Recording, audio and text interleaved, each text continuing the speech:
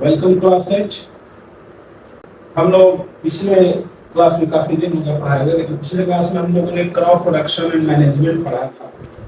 इसमें हमने क्रॉप के बारे में बात की थी, क्रॉप्स के टाइप्स के बारे में बात की थी। इसके अलावा हमने आपको क्रॉप प्रोडक्शन और मैनेजमेंट में अंतर बताया था कि दोनों में क्या अंतर है। हमने उस क्रम में आपको बताया था कि क्रॉप प्रोडक्शन जो है एक छोटा प्रोसेस है और क्रॉप मैनेजमेंट एक बड़ा प्रोसेस है। अगर हम देखें तो हमने पढ़ा था कि क्रॉप मैनेजमेंट में ही पहला जो काम था इसमें वो प्रोडक्शन का था, यानी क्रॉप प्रोडक्शन। क्रॉप प्रोडक्शन करने के बाद दूसरा काम था इसका स्टोरेज, और तीसरा काम था डिस्ट्रीब्यूशन।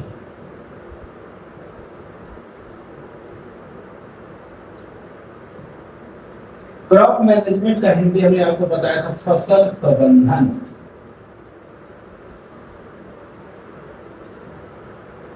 तो फसल का प्रबंध करना, इस तरीके से प्रबंध करना कि यह भारत जैसे बड़ी जनसंख्या वाले देश में प्रत्येक को भोजन मिले और फसलों का बंटवारा प्रत्येक तक उचित तरीके से सुटेबली हो, प्रॉपरली डिस्ट्रीब्यूशन हो। इसके लिए क्रॉप प्रोडक्शन कर देना एकमात्र उपाय नहीं हुआ। जो फसल उत्पादन हुआ, यानी कि पहला जो स्टेप है वह है फसल उत्पादन। फसल उत्पादन, तो फसल उत्पादन कर लेने मात्र से सभी लोगों को भोजन मिल जाएगा ऐसा नहीं। ये तो फसल उत्पादन किसान करेंगे तो किसानों तक फसल उपलब्ध हो गया। अब किसानों से फसल जो है बाकी लोगों तक भी जाना चाहिए। भोजन जो है किसानों से डिस्ट्रीब्यूट होते हुए बाकी लोगों तक पहुंचे, बाकी जनसंख्या तक पहुंचे। इसके लिए जरूरी है फसल को सही तरीके से स्टोर करना, अर्थात फसल का भंडारण करना।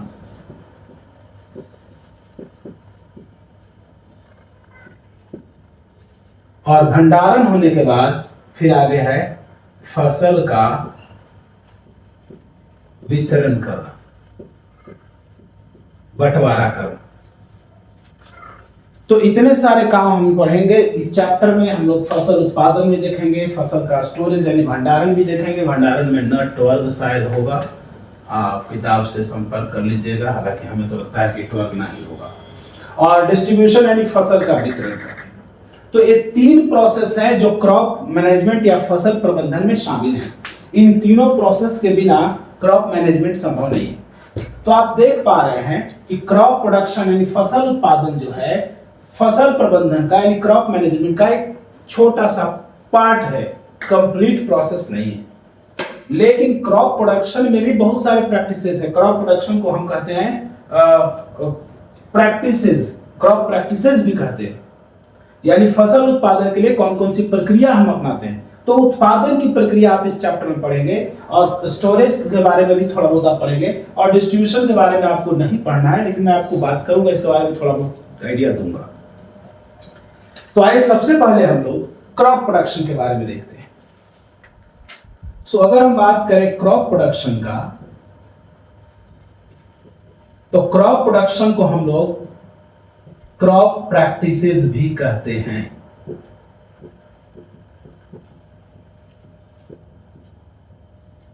क्रॉप प्रोडक्शन या क्रॉप प्रैक्टिसेस ये बहुत सारे एक्टिविटीज का समूह है, बहुत सारे क्रियाविधियों का समूह है, जिसका लक्ष्य क्या है? फसलों का उत्पादन करना। ठीक है, तो हम कह सकते हैं, अंग्रेजी में अगर हम बात करें तो कह सकते हैं all the activities involved in the production of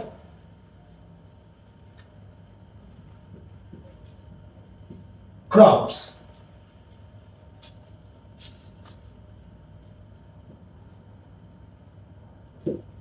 यानी फसलों के उत्पादन में जितने भी प्रकार की क्रियाविधियां, जितने प्रकार की गतिविधियां हैं, वही कहलाती है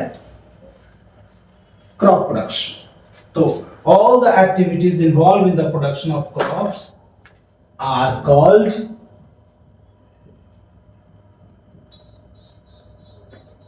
क्रॉप प्रैक्टिसेस।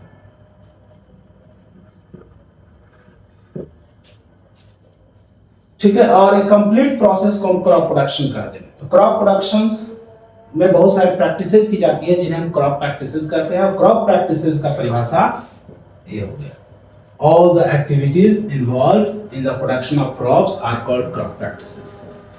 यानी कि और क्रॉप प्रोडक्शन क्या है? मेथड ऑफ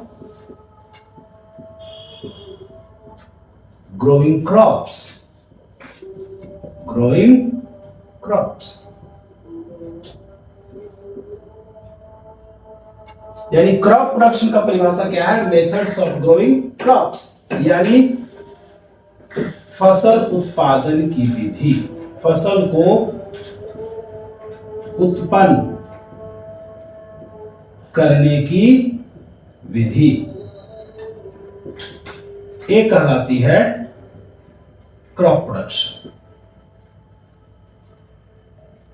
तो क्रॉप प्रोडक्शन का कोई परिभाषा पूछे तो आप क्या कहोगे? मेथड ऑफ ग्रोइंग क्रॉप्स, या फिर फसल को उत्पन्न करने की जो विधि है वही फसल उत्पादन या क्रॉप प्रोडक्शन कहलाएगी। अब एक क्रॉप प्रोडक्शन में बहुत सारे एक्टिविटीज शामिल है, बहुत सारी गतिविधियां, बहुत सारे कार्य करने पड़ते हैं। तो उन सारे गतिविधियों, एक्टिविटीज को हम क्या कहते हैं? उनको कहते हैं क्रॉप प्रोडक्शन प्रैक्टिसेस। तो क्रॉप प्रोडक्शन में बहुत सारे छोटे छोटे एक्टिविटीज है जिन्हें हम क्रॉप प्रैक्टिसेस कहते हैं। तो क्रॉप प्रैक्टिसेस का परिभाषा ये हो गया, यानी कि फसल उत्पादन की गतिविधियां। सो हम अगर अंग्रेजी हिंदी में बात करें तो हम कहेंगे फसल उत्पादन के लिए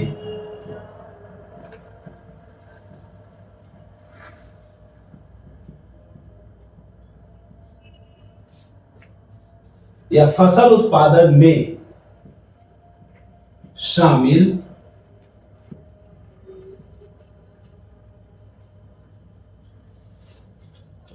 सभी गतिविधियों को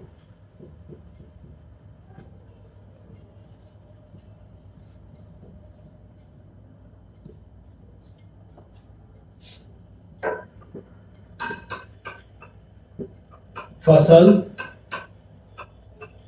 उत्पादन गतिविधियां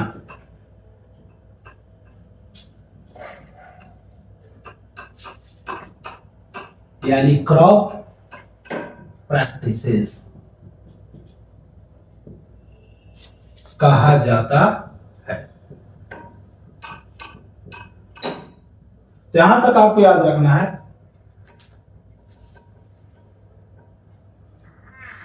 तो क्रॉप प्रोडक्शन का मतलब क्या होगा? क्रॉप प्रोडक्शन का मतलब हुआ कि ग्रोइंग क्रॉप्स, क्रॉप्स को, फसल को ग्रो कराने की विधि, यानी फसलों को उत्पन्न करने की विधि को हम क्रॉप प्रोडक्शन कहेंगे। और क्रॉप प्रोडक्शन में कई छोटी छोटी गतिविधियां शामिल है जिन्हें हम क्रॉप प्रैक्टिसेस कहते हैं। So all the activities involve in the production of crops are called crop practices, यानी फसल उत्पादन में शामिल सभी गतिविधियों को फसल उत्पादन गतिविधियां यानी क्रॉप प्रैक्टिसेस कहते हैं। अब इस क्रॉप प्रैक्टिसेस में क्या क्या शामिल है?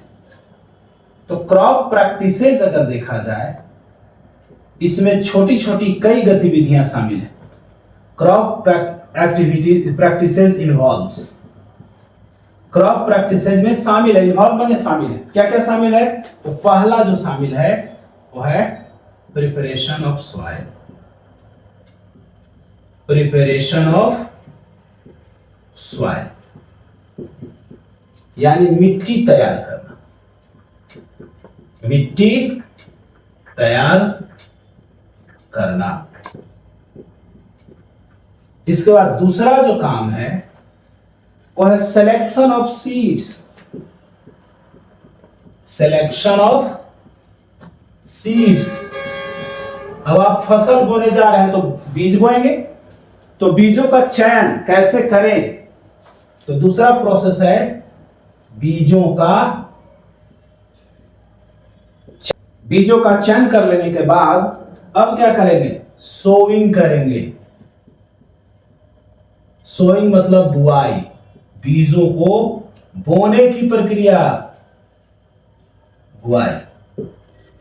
बुआई के बाद और भी बहुत सारे प्रोसेसेस हैं, उसको हम लोग बात करेंगे आगे, लेकिन फिलहाल इसको एक बार थोड़ा सा क्विक रिवीजन कर लेते हैं। हमने अभी तक बात किया कि क्रॉप मैनेजमेंट जो है उसमें 3 पार्ट्स हैं, 3 मेथड्स हैं, 3 सब पार्ट्स हैं, crop production, storage and distribution. यानी फसल प्रबंधन में फसल उत्पादन है, फसल भंडारण है और फसल वितरण भी शामिल है। तीनों प्रक्रियाएं मैनेजमेंट में शामिल है। हम केवल बात करेंगे क्रॉप प्रोडक्शन का। तो क्रॉप प्रोडक्शन क्या है? मेथड ऑफ ग्रोइंग क्रॉप्स है, अर्थात फसलों को उगाने की जो विधि है, फसलों को उगाने की जो विधि है उसी को हम क्या कहते हैं? क्रॉप प्रोडक्शन कहते हैं। अब इस क्रॉप प्रोडक्शन में बहुत सारी गतिविधियां शामिल है जिन्हें हम क्रॉप प्रैक्टिसेस या फसल उत्पादन गतिविधियां कहते हैं। So all the activities involved in the production of crops are called crop practices। यानी फसल उत्पादन में शामिल सभी गतिविधियों को हम फसल उत्पादन की गतिविधियां कहते हैं। अब क्रॉप प्रैक्टिसेस में क्या क्या शामिल है? तो हमने यहाँ आपको 3 प्रोसेस बताया है, इसके अलावा भी बहुत सारे हैं। तो हम बात करेंगे, सबसे पहला जो प्रोसेस है वह मिट्टी तैयार करना है, प्रिपरेशन ऑफ सॉइल। दूसरा है सिलेक्शन ऑफ सीड्स, यानी बीजों को चयन करना, हेल्दी बीज चुनना, ताकि हमारा फसल जितना जो भी बीज बोया जाए उसमें से अधिकांश पौधा का रूप में बदल जाए, पौधे में ग्रो कर जाए, इसलिए हमें हेल्दी सीड्स लेना होगा। और भी कई सावधानियां बरतनी पड़ती हैं बीजों के चयन में, जो हम बात करेंगे। और तीसरा है सोइंग, यानी बुआई करना। जब हमने चयन कर लिया बीज तो उसको हम बोएंगे। बोने के बाद अगला प्रोसेस है सिंचाई करना। तो आइए हम लोग आगे भी देख लेते हैं। यहाँ पर फसल गतिविधियों में शामिल है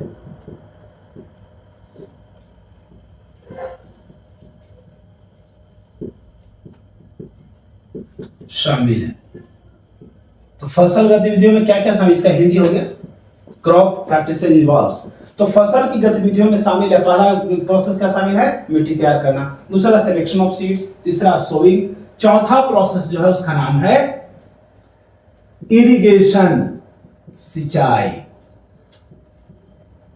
इरिगेशन यानी सिंचाई। इसके बाद 5वां प्रोसेस है वीडिंग, यानी खरपतवार का नाश करना। और छठा प्रोसेस है क्रॉप प्रोटेक्शन, फसल की सुरक्षा करना। इसमें हम लोग इंसेक्टिसाइड्स वगैरह यूज करते हैं। यूज ऑफ यानी फसल की सुरक्षा करना।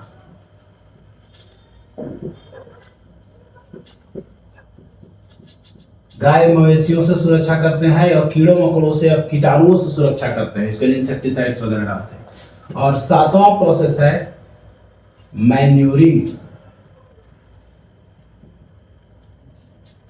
या एडिंग फर्टिलाइजर्स।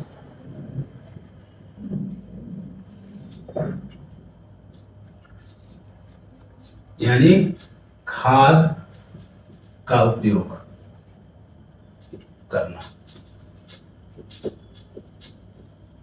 इतना सब होने के बाद जब फसल पक जाए तो लास्ट में क्या करते हैं हम लोग? हार्वेस्टिंग करते हैं। हार्वेस्टिंग का मतलब होता है कटाई। फसल की कटाई करेंगे। कटाई करने के बाद अगला काम क्या करेंगे? तो हम थ्रेसिंग करेंगे। थ्रेसिंग माने दमाई,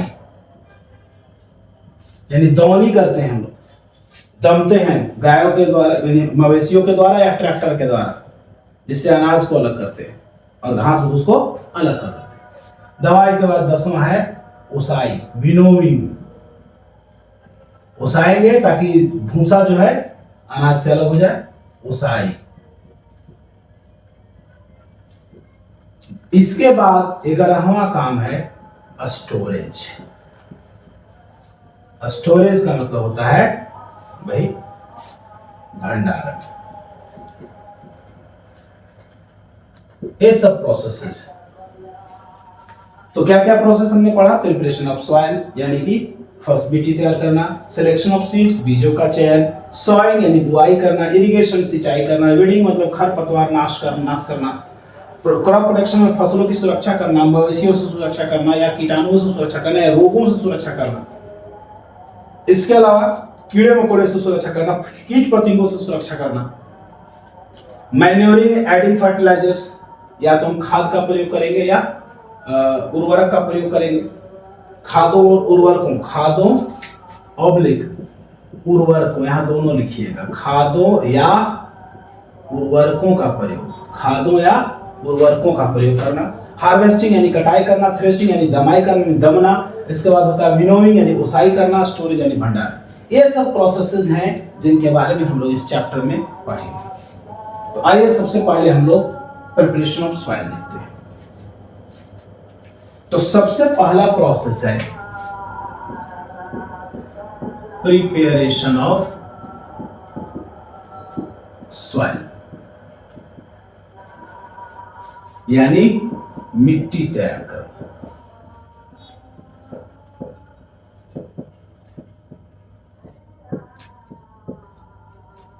अब मिट्टी तैयार करने का मतलब क्या है? मिट्टी तो कड़ी होती है, इसके अलावा मिट्टी थोड़ा सा ठोस भी होती है, तो क्या उसमें हम फसल बो सकते हैं? फसल बोने के लिए मिट्टी को एक खास तरह का मिट्टी में एक खास परिवर्तन करने की जरूरत पड़ती है। मिट्टी को फसल के लिए तैयार करना पड़ता है, और तैयार करने में दो प्रोसेसेस हम इसमें इन्वॉल्व करते हैं। मिट्टी तैयार करने के लिए दो काम करते हैं। पहला काम हम इसको प्लॉइंग करते हैं, और दूसरा काम इसको हम लेवलिंग करते हैं। प्लॉइंग मतलब होता है जुताई, और लेवलिंग का मतलब होता है समतलीकरण।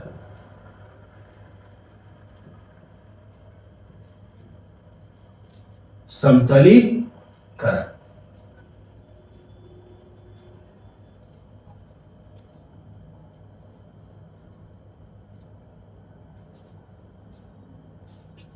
तो प्लॉविंग का मतलब क्या होता है? मिट्टी को उलटना पुलटना, टर्निंग ऑफ सॉइल। तो इसमें हम क्या करते हैं जुताई में? Turning and loosening of soil.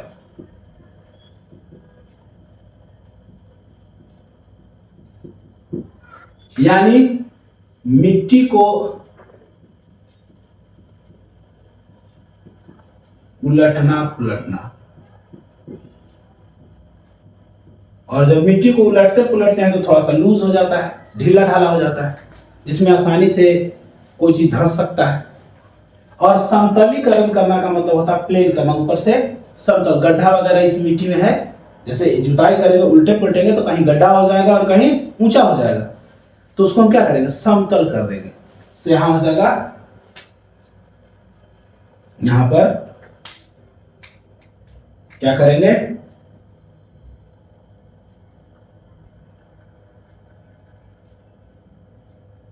Making the level of soil plane, making the level of soil या surface of soil plane, making the surface of soil plane.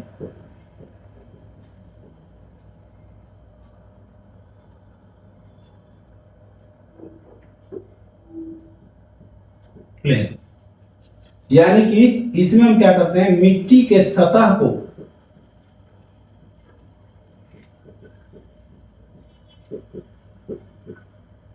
समतल बनाना। मिट्टी के समतल को सतह बनाना, यानी प्लॉइंग में हम क्या करते हैं? मिट्टी को उलटते पुलटते हैं, कहीं गड्ढा बनेगा कहीं ऊंचा बनेगा, तो उस सतह को हम क्या करेंगे? प्लेन करने का काम करेंगे। किससे? लेवलिंग प्रोसेस द्वारा। और ये दोनों प्रोसेस दो चीजों से, दो इंप्लीमेंट के द्वारा किया जाता है। प्लॉइंग में हम उपयोग करेंगे प्लॉ, हल का उपयोग करेंगे। इसके अलावा हल के अलावा कल्टीवेटर का भी उपयोग कर सकते हैं। ट्रैक्टर संचालित जो कल्टीवेटर होता है उसका उपयोग कर सकते हैं। इसके अलावा प्लॉ जो है देखिएगा, प्लॉ दो प्रकार के, वुडन प्लॉ भी आते हैं और आयरन प्लॉ भी आते हैं। ये प्लॉ जो होता है दोनों प्रकार का होता है, लकड़ी का भी बना होता है वुडन, और दूसरा आयरन का भी बना हो सकता है। वुडन प्लॉ या आयरन प्लॉ, या तो लकड़ी का हल या लोहे का हल हो सकता है। और कल्टीवेटर आपने देखा होगा, ट्रैक्टर में जो लगा रहता है, पीछे लगाते हैं हम लोग, वो कल्टीवेटर कहलाता है। इसके अलावा यहां देखा जाए तो यहां हम लेवलर का उपयोग करते हैं। It is done with the help of leveller, और लेवलर वुड या आयरन दोनों का हो सकता है। लेवलर मैंने समतल करने वाला। तो अभी तक हमने बात की प्रिपरेशन ऑफ सॉइल की। प्रिपरेशन ऑफ सॉइल में हमने देखा कि दो विधियां हैं। पहला विधि है जुताई करना या प्लॉइंग करना, और दूसरा विधि है लेवलिंग करना। तो प्लॉइंग में क्या करते हैं, हम टर्न करते हैं और लूज करते हैं सॉइल को। तो प्लॉइंग में क्या करते हैं, मिट्टी को हम उलटते पुलटते हैं और लूज करते हैं। इस प्रक्रिया को करने के लिए हम हल का उपयोग करते हैं या कल्टीवेटर का उपयोग करते हैं। हल जो है मवेशी के द्वारा, एनिमल के द्वारा संचालित होता है, और यह हल लकड़ी का बना हो सकता है या लोहे का बना हो सकता है। और कल्टीवेटर आयरन का बना होता है जो ट्रैक्टर द्वारा संचालित होता है। इसके बाद अगर बात करें कि लेवलर यानी समतल करने के लिए, आपने देखा होगा उसको हेंगा, लेवलर को हिंदी में हेंगा भी कहा जाता है। पटरा होता है, लकड़ी का पटरा या लोहे का पटरा होगा, उसमें मवेशी हल के पीछे बांध दिया जाता है, और या गाय के ओथी पे या बैल के ओथी पीछे बांध करके पीछे लटका दिया जाता है। उस पे 3-4 बच्चे खड़े हो जाते हैं और गाय आगे चलती है, पीछे से लेवल करके चलता है। या ट्रैक्टर से भी वो संचालित होता है। और ये लेवलर लोहे का या लकड़ी का दोनों हो सकता है, और यह जानवर के द्वारा भी संचालित हो सकता है और ट्रैक्टर के द्वारा भी संचालित हो सकता है। तो ये दो प्रोसेस करने के बाद अब सवाल उठता है कि इस तरह से सॉइल को प्रिपेयर क्यों किया जाता है, कारण क्या है प्रिपेयर करने का। तो आइए हम बात करते हैं।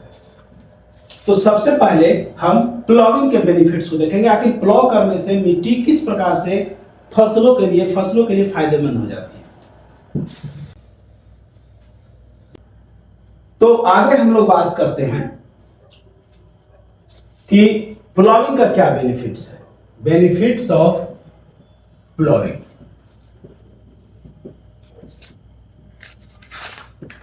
हमने मिट्टी की जुताई की, इसका क्या फायदा है, यानी जुताई के फायदे। मिट्टी को जोतने से क्या फायदा, क्या लाभ है। तो सबसे पहला बेनिफिट ये है कि मिट्टी में न्यूट्रिएंट्स का यूनिफॉर्म डिस्ट्रीब्यूशन हो। Nutrients are uniformly distributed.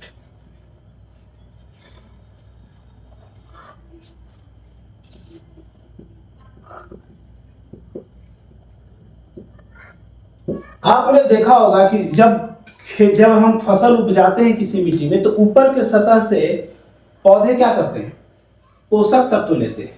बहुत अंदर से पौधे, फसल वाले पौधे का जो जड़ बहुत बड़ा नहीं होता है, बहुत नीचे तक नहीं जाता, तो ऊपर के सतह से पोषक तत्वों का उपयोग होता है, और नीचे वाले सतहों में पोषक तत्व वैसा ही बना रहता है। तो ऐसी स्थिति में मिट्टी को अब पौधे फसल क्या कर रहा है, ऊपर वाले सतह से न्यूट्रिएंट ले रहा है, तो ऊपर वाले मिट्टी के ऊपरी सतह में क्या होगा, पोषक तत्व की कमी होगी, और नीचे ज्यादा होगा। तो उलटने पुलटने से क्या होगा, मिक्सिंग हो जाएगा, और नीचे वाले तह का भी पोषक तत्व ऊपर वाले में आके मिल जाएगा। तो इस प्रकार न्यूट्रिएंट्स निचली सतह से ऊपरी सतह तक क्या हो जाते हैं, मिक्स हो जाते हैं। तो इस तरह से पोषक तत्वों का या न्यूट्रिएंट्स का सम्यक वितरण हो जाता है, सम्यक डिस्ट्रीब्यूशन हो जाता है। तो यहाँ पर पहला जो लाभ है, इसको हम हिंदी में भी लिख देते हैं हिंदी बच्चों के लिए, पोषक तत्वों का सम्यक वितरण। सम्यक या समुचित भी कह सकते हैं, सही तरीके से वितरण हो जाता है, यानी कि पोषक तत्व क्या नीचे के सतह से ऊपर मिट्टी की ऊपरी सतह तक चले जाते हैं, तो पोषक तत्व सम्यक रूप से चारों तरफ वितरित हो जाता है। दूसरा चीज ये है कि मिट्टी लूज हो जाता है, जिसके कारण उसमें पौधों का जड़ आसानी से धंस पाता है, पेनिट्रेट कर पाता है, वृद्धि कर पाता है। तो दूसरा है लूजेंस सॉइल,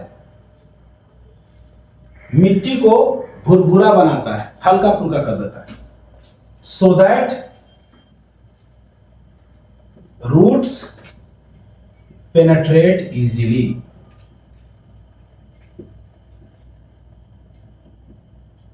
दूसरा काम क्या करता है कि मिट्टी को हल्की फुल्की बना देता है, लूज बनाता है, ढीला ढाला बनाता है, जिस कारण पौधों का जड़ आसानी से उसमें धंस जाता है। किसमें? मिट्टी में। अर्थात मिट्टी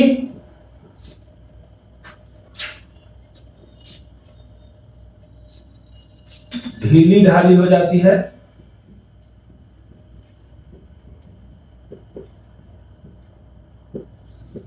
जिसमें पौधों का जड़ या फसलों का जड़ आसानी से वृद्धि कर पाता है।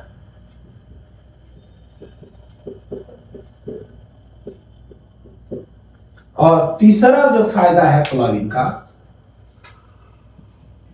कि प्लाविंग करने से सॉइल में एयर प्रवेश कर जाता है, एंटर कर जाता है, और सॉइल में एरेशन यानी एयर की मात्रा बढ़ जाती है।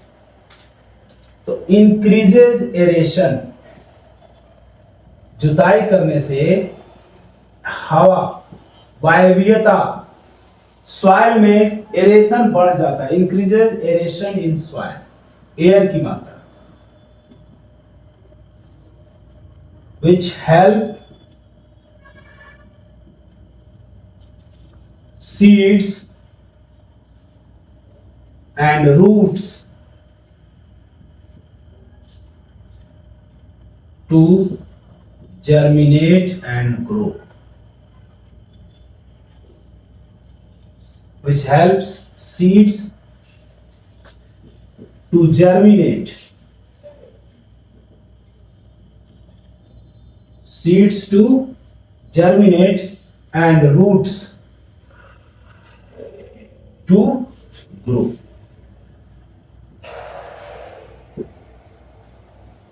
यानी जो क्या करता है, जो सीड्स को अंकुरने में, जर्मिनेट करने में मदद करता है और रूट्स को वृद्धि करने में। क्योंकि सीड जब जर्मिनेट करता है उस समय सीड श्वसन करता है, और रूट ग्रो करता है तो रूट भी श्वसन करता है। इन दोनों के श्वसन के लिए वायु चाहिए। तो जोतने से क्या होता है, मिट्टी में वायु की मात्रा बढ़ जाती है, जो सीड को सांस लेने में मदद करती है और रूट्स को भी सांस लेने में मदद करती है। और ये दोनों सीड के जर्मिनेशन के लिए और रूट के जर्मिनेशन के लिए बहुत ही जरूरी, रूट के ग्रोथ के लिए बहुत ही जरूरी है।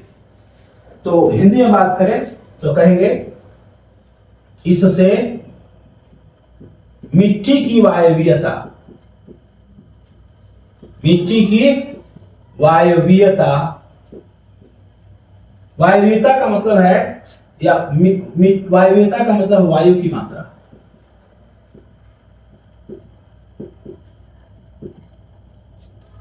बढ़ जाती है, वायवीयता बढ़ जाती है, जो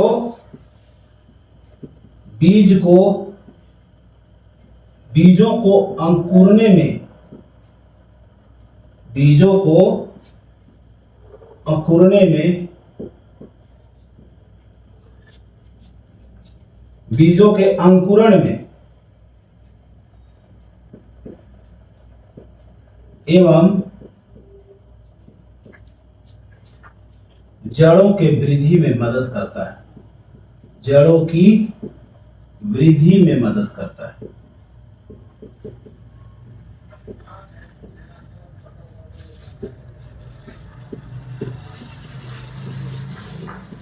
आइए थोड़ा क्विक रिवाइंड कर लेते हैं चीजों को। तो हमने देखा प्रिपरेशन ऑफ सॉइल में दो प्रोसेस है, पहला है जुताई करना, दूसरा समतलीकरण। जुताई करना यानी कि प्लॉइंग, समतलीकरण यानी कि लेवलिंग। प्लॉइंग यानी कि क्या है, turning and loosening of soil, मिट्टी को उलटने पुलटने की प्रक्रिया को हम जुताई कहते हैं, या turning and loosening of soil is called ploughing. Ploughing को हम प्लो के माध्यम से कर सकते हैं, प्लो के माध्यम से, जो यानी हल के माध्यम से कर सकते हैं, और हल अगर लकड़ी का बना हो तो इसको हम प्लो कहते हैं, हल कहते हैं। और एक आयरन का हल बना होता है जिसको हम हो कहते हैं, हो। और इसके अलावा कल्टीवेटर का उपयोग भी करते हैं, जो कि ट्रैक्टर द्वारा संचालित होता है। प्लॉ और हो दोनों एनिमल के द्वारा संचालित होता है, जानवर के द्वारा संचालित होता है, जबकि कल्टीवेटर ट्रैक्टर के द्वारा चलाया जाता है। लेवलिंग समतलीकरण, इसमें क्या कहते हैं कि सॉइल यानी प्लॉ जो जुताई किया हुआ जो पौधा सरफेस है सॉइल का, उसको हम क्या करते हैं प्लेन बनाते हैं, प्लेन यानी समतल बनाते हैं। तो मिट्टी के सतह को समतल बनाने की प्रक्रिया को हम समतलीकरण कहते हैं या लेवलिंग कहते हैं, यानी कि making the surface of soil plain is called levelling. Leveller का उपयोग किया जाता है इसके लिए, और लेवलर जो होता है वो वुड और आयरन दोनों का बना होता है, और ये ट्रैक्टर और एनिमल दोनों द्वारा संचालित हो सकता है। इसके बाद अगर बात करें हम प्लॉइंग, पहला जो प्रोसेस था प्लॉइंग, उसके क्या फायदे हैं? तो प्लॉइंग के मोटा मोटी 3 फायदे, और भी फायदे हो सकते हैं और भी फायदे होते हैं, ऐसा नहीं है, छोटे मोटे बहुत सारे फायदे हैं, लेकिन 3 मुख्य फायदे। पहला फायदा है कि न्यूट्रिएंट्स जो है मिट्टी के निचले सतह से ऊपरी सतह तक और ऊपरी सतह का निचले सतह तक पोषक तत्वों का अच्छे से वितरण, अच्छे से मिक्सिंग हो जाता है, मिश्रण हो जाता है। तो कहने का मतलब है कि पोषक तत्व मिट्टी में सम्यक रूप से वितरित हो जाते हैं या मिश्रित हो जाते हैं। दूसरी बात, मिट्टी लूज हो जाती है, ढीली ढाली हो जाती है, जिसमें पौधों का जड़ आसानी से वृद्धि कर पाता है। और तीसरी बात, मिट्टी में वायु की मात्रा या वायवीयता बढ़ जाती है, जिसके कारण क्या होता है, सीड्स को जर्मिनेट अकुरने में सहायता मिलती है और रूट्स को वृद्धि करने में सहायता मिलती है। इसके अलावा लूज मिट्टी हो जाने के कारण, उसमें वायु की मात्रा बढ़ जाने के कारण बहुत सारे सूक्ष्म जीव मिट्टी में ग्रो करने लगते हैं। यहां तक कि अर्थवर्म, केचुआ भी आसानी से उसमें वृद्धि करता है, जो क्या करता है, मिट्टी को और ज्यादा उपजाऊ बनाता है। और बहुत सारे सूक्ष्म जीव होते हैं जो नाइट्रोजन फिक्सेशन करते हैं, नाइट्रोजन का स्थिरीकरण करते हैं, और ऐसे मिट्टी में वैसे सूक्ष्म जीव जो नाइट्रोजन स्थिरीकरण करे, जो नाइट्रोजन फिक्सेशन करे, या फिर केचुआ वगैरह जो जिन्हें हम क्या कहते हैं, दोस्त कहते हैं किसानों का, ये जब वृद्धि करते हैं तो मिट्टी की क्वालिटी और अच्छी हो जाती है। और ऐसा होने से क्या होता है, मिट्टी प्लॉ किया हुआ मिट्टी एक उत्तम मिट्टी होता है फसल उत्पादन के लिए। तो फसल उत्पादन में यानी कि मिट्टी ढीली ढाली होने से पौधे का जड़ तो विकसित हो ही रहे हैं, इसके अलावा वायु की मात्रा बढ़ने से क्या हो रहा है, जड़ में वृद्धि हो रही है, इसके अलावा अकुर रहे हैं बीज आसानी से, इसके अलावा उसमें बहुत सारे लाभप्रद सूक्ष्म जीव तेजी से पनपते हैं, और इसमें केचुआ भी आसानी से पनपेगा, जिसके कारण क्या होगा, मिट्टी आगे चल करके और उपजाऊ हो जाती है। आगे बात करें तो दूसरा जो मेथड है वो है लेवलिंग। लेवलिंग के क्या फायदे हैं, बेनिफिट्स ऑफ लेवलिंग। तो अगर हम लेवलिंग के बेनिफिट्स की बात करें, यानी फायदे लाभ की बात करें, लेवलिंग के समतलीकरण के फायदे लाभ, तो इसमें कोई विशेष नहीं, लेकिन एक छोटा सा बेनिफिट है। सबसे पहले लेवलिंग कर देने से, चूंकि समतल हो गया प्लेन, तो जब हम सिंचाई करेंगे तो सिंचाई करते समय सिंचित जल का वितरण चारों पट्टी एक समान होता है। ठीक है, तो इसमें पहला फायदा यह है, irrigated water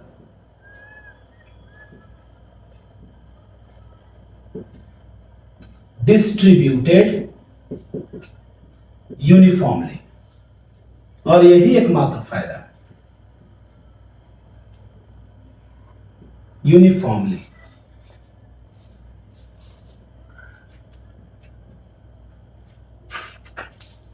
irrigated water distributed uniformly, अर्थात सिंचित जल जो है सम्यक रूप से वितरित होता है। सिंचित जल का सम्यक वितरण, यानी सिंचित जल समुचित रूप से वितरित होता है चारों पट्टी पूरे फील्ड में। चूंकि पूरा उसका मिट्टी का जो तह है, ऊपरी सतह है, वो समतल है, तो समतल होने के कारण क्या होगा, एक तरफ से भी सिंचाई किया जाएगा एक कोने से, तो धीरे धीरे पानी क्या होगा, पूरे खेत में अच्छे तरीके से फैल जाएगा। कहीं भी ना तो पानी जमा होगा और ना कहीं पानी, ऐसा भी कहीं नहीं होगा कहीं पानी ना पहुंचे।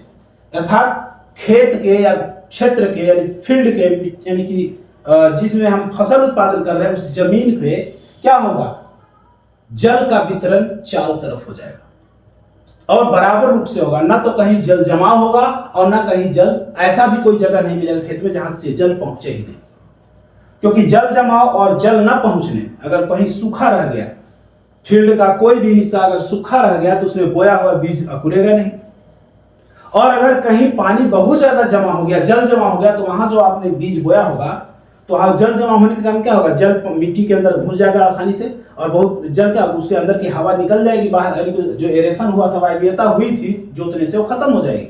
और खत्म होगा तो क्या होगा, जो आपने सीड बोया है वो सड़ जाएगा और वो ग्रो नहीं करेगा। तो यहां पर दो समस्या को खत्म करता है, यानी कि लेबलिंग होने से दो समस्या खत्म होगा। पहला, वाटर लॉगिंग नहीं होगा, यानी जल जमाव नहीं होगा, और दूसरा, कहीं भी कोई एरिया सूखा नहीं रहेगा। कोई एरिया यानी कि ऐसा कोई जगह फील्ड में नहीं बचेगा जहां पानी ना पहुंचे। तो सबसे पहला इंपॉर्टेंट, सबसे पहला यानी कि यूनिफॉर्मली डिस्ट्रीब्यूट करने के पीछे सबसे पहला उद्देश्य है कि वाटर लॉगिंग रोकना। That means it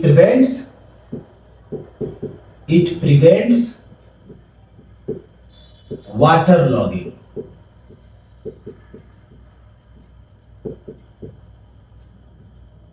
water logging रोकता है, इट प्रिवेंट्स वाटर लॉगिंग।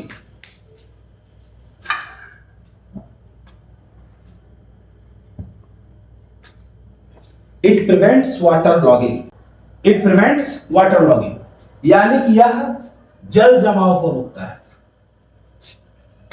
जल सम्यक वितरण हो जाने से जल जमाव की समस्या नहीं होती, जल जमाव नहीं होता है।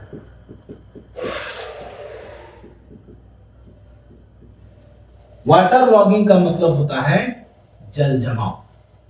तो जब सम्यक रूप से खेतों में पानी वितरित हो जाएगा तो जल का जमाव नहीं होगा, और यह बीजों के लिए जरूरी है, क्योंकि जहां कहीं जल जमा हुआ तो क्या होगा, वहां का जो बीज बोया हुआ उस क्षेत्र में होगा वो सड़ जाएगा, और वहां पे बीजों का अंकुरण नहीं होगा, तो वहां पे फसल उत्पादित ही नहीं होगा, उतना क्षेत्र फसल विहीन हो जाएगा, जो कि ठीक नहीं। आई थिंक यहां तक आपको बात समझ में आई होगी।